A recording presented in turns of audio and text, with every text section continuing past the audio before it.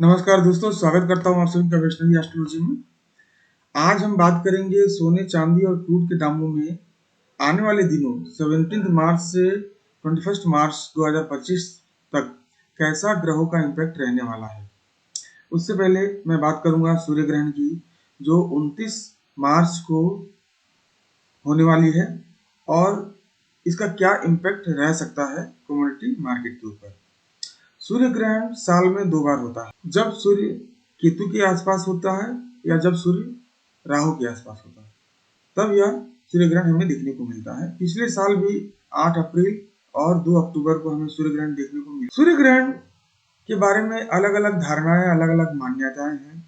अलग अलग किताबों और वेदों में उनके बारे में अलग अलग बातें बताई गई हैं। कोई कहता है सूर्य ग्रहण बहुत ही प्रबल होता है और उस समय जो घटनाएं घटती हैं वो अगले 6 महीने तक चलती हैं। सही बात है, मैं इसे गलत नहीं ठहराता।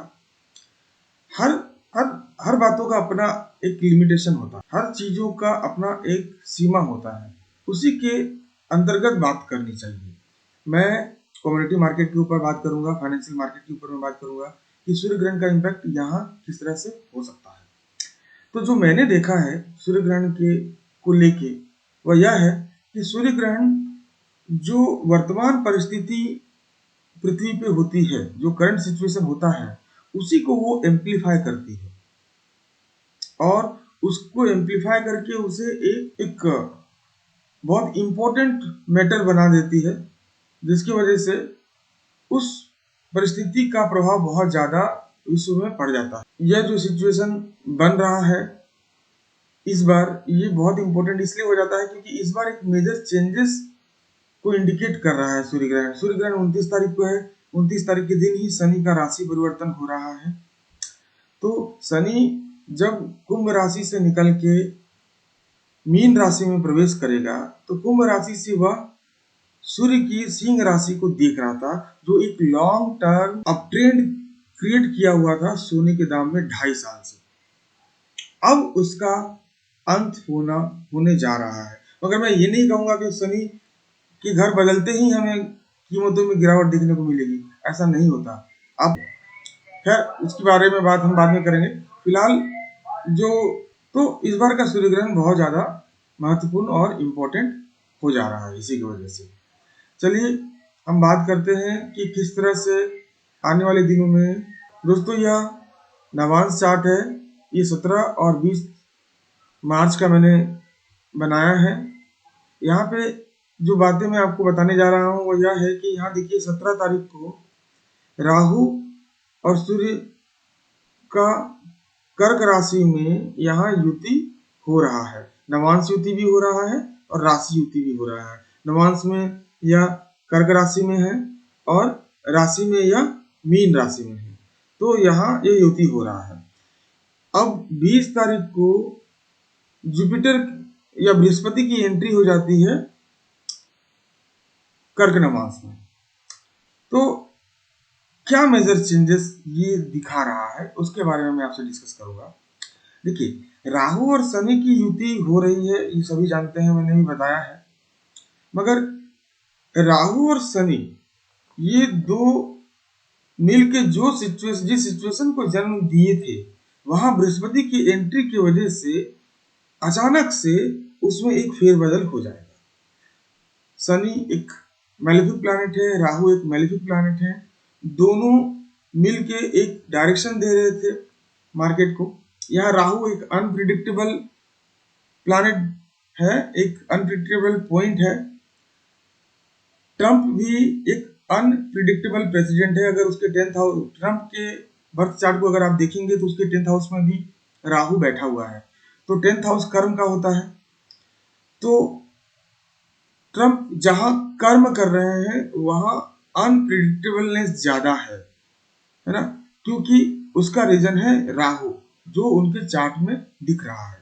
तो यही सिचुएशन है, उनके अनप्रिडिक्टेबल बयानों की वजह से बहुत ज्यादा उथल पुथल मार्केट में दिखने को मिल रहा है और कब क्या करें ये किसी को नहीं पता। अभी हाल में ही एक बयान आया था कि मार्केट में की गिरावट को लेके ट्रंप से पूछा गया था कि क्या मार्केट में ऐसी गिरावट आ रही है, आप थोड़ा बहुत टैक्स को लेके अपने बयानों को चेंज करेंगे, तो उन्होंने साफ मना कर दिया, नहीं मैं नहीं करूंगा। लेकिन इसकी गारंटी नहीं है कि वो नहीं करेंगे। अचानक से ऐसा देखने को मिलेगा कि उन्होंने तुरंत टैक्स रिड्यूस कर दिया, ऐसा भी हो सकता है, क्योंकि वो अनप्रिडिक्टेबल उनका नेचर है ना। तो राहु एक अनप्रिडिक्टेबल प्लैनेट है, तो अब शनि के साथ वो मिलके एक बहुत ज्यादा तेजी का माहौल बना के रखा था। अब बृहस्पति जब यहाँ एंट्री करेगा, तो बृहस्पति क्या है? बृहस्पति ज्ञान है, नॉलेज है। वो ज्ञान और नॉलेज का जो यहाँ पे समावेश हो रहा है, उससे वो जो फियर है, फियर फैक्टर है मार्केट में, वहां कमी आएगी, क्योंकि नॉलेज डर को कम करता है। नॉलेज से ही डर पे काबू पाया जा सकता है। तो जब नॉलेज, सही नॉलेज आएगा और तब सच्चाई पता चलेगी, तब मार्केट को पता चलेगा कि अरे अननेसेसरी हम इतना ज्यादा ऊपर आ गए हैं, तो अब प्रॉफिट बुकिंग होना चाहिए। तो एक प्रॉफिट बुकिंग का दौर दिख रहा है आने वाले समय में, मगर ये कब होगा? अभी राहु और जुपिटर एक नवांश में आ गए 20 तारीख से, तो इसका इम्पैक्ट 20 तारीख के बाद से चालू होगा, और ये तब तक चलेगा जब तक कि राहु और बृहस्पति का नवांश युति कंप्लीट नहीं हो जाता, तब तक ये रहेगा, है ना। तो दोस्तों, आने वाले नियर फ्यूचर में एक प्रॉफिट बुकिंग का दौर तो दिख रहा है, मगर ये जो अप ट्रेंड अभी चला आ रहा है, ये कब तक चलेगा? चलिए ये भी देखते हैं। अब हम डेली बेसिस पे जो मैं प्रिडिक्शन आपके सामने लाता हूँ, वो मैं आपको मैं बताऊंगा, मगर एक बात जरूर ध्यान रखिए कि ये ट्रांजिशन का फेज है ना। तो थोड़ा सा केयरफुली काम करना है। मैं यहाँ पे मैं अगर किसी दिन आपको तेजी दिखी, इसका मतलब ये नहीं कि ये ट्रेंड अब ऊपर का है। मुझे कहीं ना कहीं अब ये ट्रेंड रुकता हुआ दिख रहा है, और यहाँ से हल्का प्रॉफिट बुकिंग देखने को मिल सकता है नीचे की तरफ। ये 17 मार्च का चार्ट है। यहाँ चंद्रमा स्वाति नक्षत्र में है, जो कि राहु का नक्षत्र है, और लिब्रा साइन में है, जो कि शुक्र का साइन है। तो यहाँ देखिए, यहाँ पे अगर हम देखेंगे तो शुक्र का वैसा कोई खास एस्पेक्ट तो नहीं है अपने बाकी प्लैनेट के साथ, क्योंकि शुक्र यहाँ बुध के साथ युति जरूर कर रहा है, मगर इसका इम्पैक्ट हमने पिछले हफ्ते देख लिया है। तो अब यह इम्पैक्ट उतना ज्यादा इसका इम्पैक्ट नहीं दिखने को मिलेगा। लेकिन जो सबसे इम्पोर्टेंट है 17 तारीख को, वह है सूर्य और राहु के बीच का यह 0 डिग्री का एस्पेक्ट, है ना। सूर्य और राहु के बीच का एस्पेक्ट बहुत इंपॉर्टेंट हो जाता है, क्योंकि चंद्रमा भी उस दिन राहु के नक्षत्र में है। तो सोमवार का दिन बहुत ज्यादा अनप्रिडिक्टेबल रहने वाला है, और उस अनप्रिडिक्टेबल की वजह से मार्केट में हमें सोने और चांदी में फिर से एक उछाल देखने को मिलेगा ऊपर की तरफ, है ना। तो इस बात का ध्यान रखिए, उस दिन तेजी का दौर रह सकता है सोमवार के दिन, वैसे ही दिख रहा है मुझे। अब बात करता हूँ मंगलवार की या 18 तारीख की। तो मंगलवार के दिन चंद्रमा गुरु के नक्षत्र में है, और साथ में यह शुक्र के राशि में है। तो यहाँ पे गुरु का अगर मैं देखूं एस्पेक्ट, तो ऐसा कोई खास एस्पेक्ट तो नहीं बन रहा है। यहाँ गुरु और शनि के बीच में एक नवांश युति का कंडीशन जरूर बना है, मगर यह नवांश डिग्री में नहीं है ना। फिर भी यहाँ 18 तारीख के दिन एक प्रॉफिट बुकिंग देखने को मिल सकता है सोने और चांदी में, क्योंकि सूर्य राहु को क्रॉस कर चुका है और नेपच्यून के साथ यहाँ युति बनाने जा रहा है। तो अभी नेपच्यून और केतु के बीच में जो संबंध है, जो पिछले वीडियो में भी मैंने बात किया था, ये मंदी कारक संबंध को वो एक्टिवेट करेगा, और यहाँ क्रूड के दामों में हमें एक गिरावट हल्का देखने को मिल सकता है। सोने चांदी में भी एक प्रॉफिट बुकिंग का दौर रहेगा इस दिन 18 मार्च को, है ना। तो दोस्तों, यहाँ यह बात मैंने 18 तारीख की। अब बात करते हैं 19 तारीख की। 19 तारीख को सूर्य और नेपच्यून के बीच में यह मेजर एस्पेक्ट बना हुआ है। यहाँ पे देखेंगे तो सूर्य और नेपच्यून के बीच यह 0.4 डिग्री का एस्पेक्ट है, जहाँ सूर्य नेपच्यून और केतु के बीच के संबंधों को और ज्यादा एम्पलीफाई कर रहा है, इंपॉर्टेंट बना रहा है। तो यह यहाँ भी एक प्रॉफिट बुकिंग का दौर रहेगा और क्रूड में, मगर यहाँ चंद्रमा अनुराधा नक्षत्र में फिर प्रवेश करने जा रहा है, जो शनि का नक्षत्र है 19 तारीख के दिन। तो शनि और मंगल के बीच में जो एस्पेक्ट है 120 डिग्री का, जो पॉजिटिव है गोल्ड और सिल्वर के लिए, वो कहीं ना कहीं उसको होल्ड कर लेगा, उस गिरावट को, है ना। तो ज्यादा गिरावट की उम्मीद मुझे नहीं है, मगर 19 तारीख को गिरावट देखने को मिल सकता है, क्योंकि यहाँ दोनों प्रकार की संबंध बने हुए हैं। तो हल्का एक प्रॉफिट बुकिंग का ही दौर 19 को रहेगा। यह 20 तारीख का चार्ट है। 20 तारीख को सूर्य और नेपच्यून के बीच का यह 0 डिग्री कंप्लीट हो रहा है। यहाँ पे भी एक मंदी का दौर रहेगा, देखने को मिलेगा हमें।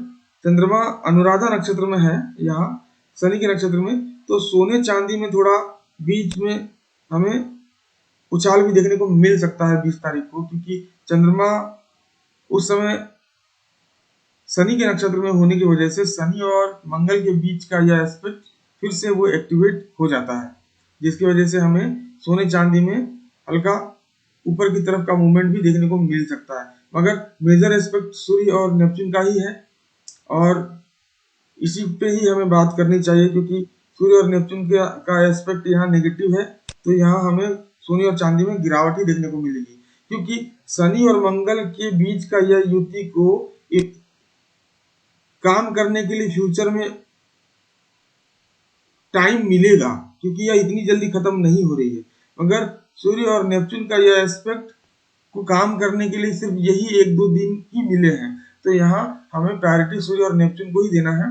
तो इसके हिसाब से हमें देखना है, तो हम ये देख सकते हैं कि यहाँ पे हल्का गिरावट का दौर रह सकता है सोने चांदी में, है ना, ज्यादा नहीं, क्योंकि शनि के नक्षत्र में चंद्रमा है।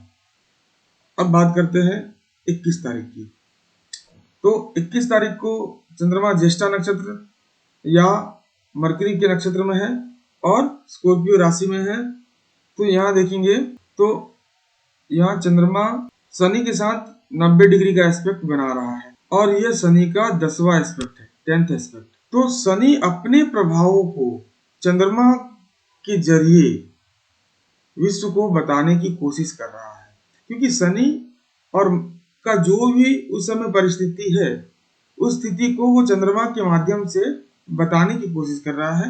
इसी बात का अंदाजा हमें यहाँ पे लगा सकते हैं, पता चल रहा है।